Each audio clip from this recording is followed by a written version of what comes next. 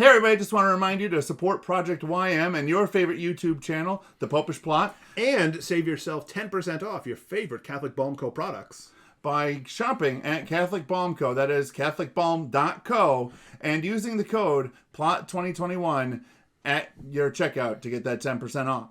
Now on with the show. Welcome to The Popish Plot. I'm Nate. I'm Jessica. And I'm Mike. And today we're here to talk about the bad theology of hello. No, we just did hello. No. Yesterday we did the somewhat good theology of Adele's Hello. In a Britishism, I had the wrong end of the stick and thought we were doing Lionel Richie's Hello, when in fact we were doing Adele's Hello. Now we're circling back. So we're circling back around to take a look at Lionel Richie's Hello. And I'll be honest, I heard this song a million times when I was a kid. I love this song. It was a good song on the radio, but and the music video? Yeah. But now, as an adult, when I look back on the lyrics... It does not age well. No. In fact, it shouldn't have aged at all. I think that this is really a song that should have just been left on the cutting room floor. Well, consider. There's the police song. You know, somebody's watching you. Or, Every Breath You Take. Yeah, Every Breath You Take. And Sting is always shocked that people play that at their weddings. He's like, that's a song about a stalker. What the hell are you people doing? He recognized what it was. He wrote it. Okay, so Lionel Richie. It starts off bad. I've been alone with you inside my mind, and in my dreams, I've kissed your lips 1,000 times. Yes. And although he's the music video is not necessarily the song, the music video only adds another layer of creepy to the song, in that he is stalking a blind student of his, which, although probably legal because they appear to be in college, not at all moral according to most, universities' rules. She has a disability, and there's a definite power imbalance between them. Yeah. But for now, we're just sticking with the problematic nature of the lyrics, let alone the super creepy video. So the fact that he's been alone with her inside his mind and dreamed he's kissed her lips 1,000 times, that indicates an obsessive thought pattern. Look at he's clearly what's the word I'm looking for? It starts with an L. It's like a capital sin or something. Lust? Lust. Yes. That line would seem to me to suggest that he is lusting after her. Not only that, let's look at how he's not even concerned about her. Hello? Is it me you're looking for? I can see it in your eyes. I can see it in your smile. You're all I've ever wanted. Which, again, with the music video is extra creepy because she's blind, so, He's not concerned about what she wants. Sure he's at. Is it me you're looking for? No. You're all I've ever wanted. Trust me.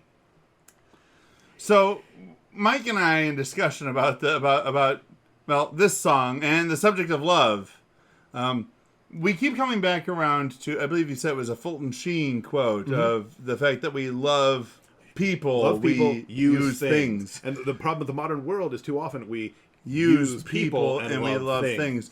And the classical philosophical way of defining love is to will the good of the other as other. That's an important part. It's not just an add-on at the end. It's critical. Yes, it's not just that you have to will their good, but you have to will their good as being something apart from you.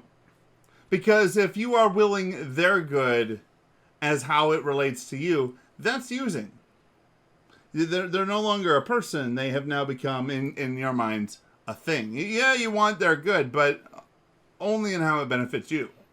And we can tell that this is what he's doing by his contradictory statements.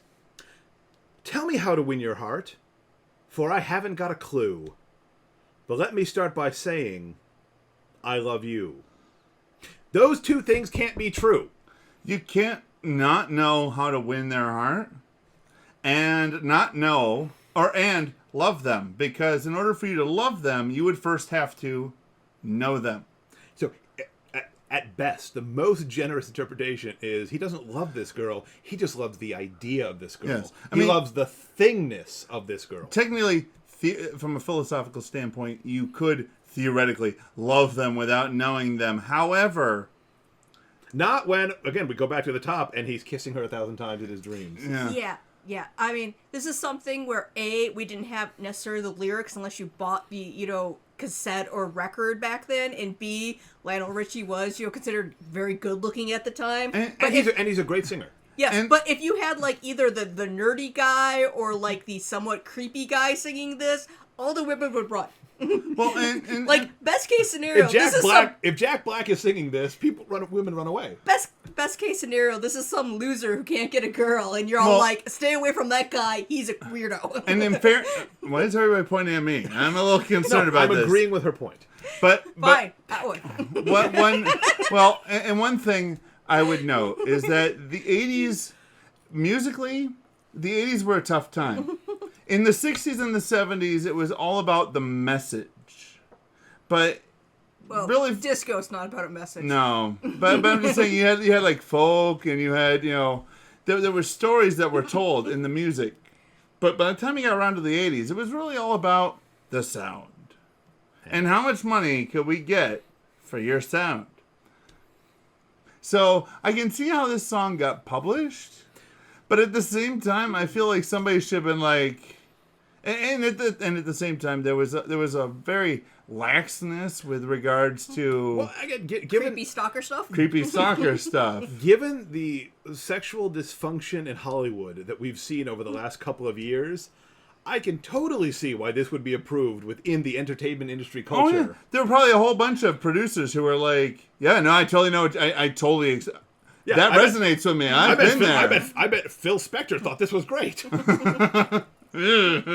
Convicted murderer Phil Spector thought this was wonderful. Oh. Because I wonder where you are, and I wonder what you do. Are you somewhere feeling lonely, or is someone loving you? Dude, you don't even know if somebody's living. You don't even know if she's got somebody. And yet, he again claims, let me start by saying, I love you. Creepy stalker dude. Yeah, no. And sadly, to Justice's point about the music video, the music video simply takes the lyrics and ranches them up to a whole other level, because you've got the disparity in the relationship of power in the relationship.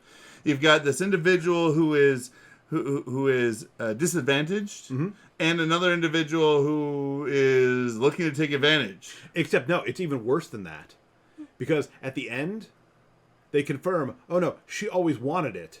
That's why she made the sculpture. Yes, she managed to carve a rather realistic looking, lifelike sculpture of his head. Because again, hello? No. Goodbye. No. Goodbye. Yes. I mean, it would be a horrible musical video if she keeps getting calls from this guy in the middle of the night, and she ends up, telling someone in charge that this guy clearly looked at my records he's not supposed to look at, got my number, and is harassing me. There's clearly an abuse of power here. Please, I'm scared.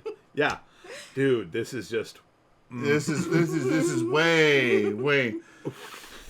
I can hear the song in my head. Yeah. But looking at the lyrics. Wow.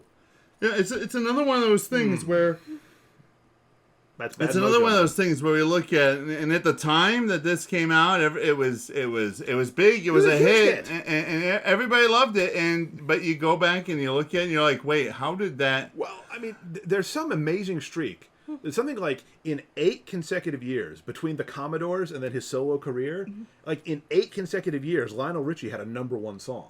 That's he was fair. Huge. That's fair. And yeah, no, I have so many questions, but I feel that this episode is not the place for them. So I think as far as theology goes, there's not any in this song. No, there's very bad theology. There's very bad theology again, about using lust a person. and using people and stalking. I don't know if that's necessarily theology is the problem. Yes, because I think that when we look at the theological aspects of the things that he's saying, it's all bad. So, give this episode a like, because we've successfully pointed out that Lionel Richie wrote a super creepy song. Subscribe to our channel, ring the church bell to be notified the next time a plot is uploaded, and comment below. with other songs that you think maybe have really bad theology, and you would like to see us just rip into them and tear them a new one. Or possibly songs that you loved when you were like really little and didn't know what they were about, and you look And now at it that now you and look go, back whoa! at it, I can't acknowledge that I like that song ever. Let us ruin your childhood. And until next time, remember to live your faith Love your faith. and share that love. Love.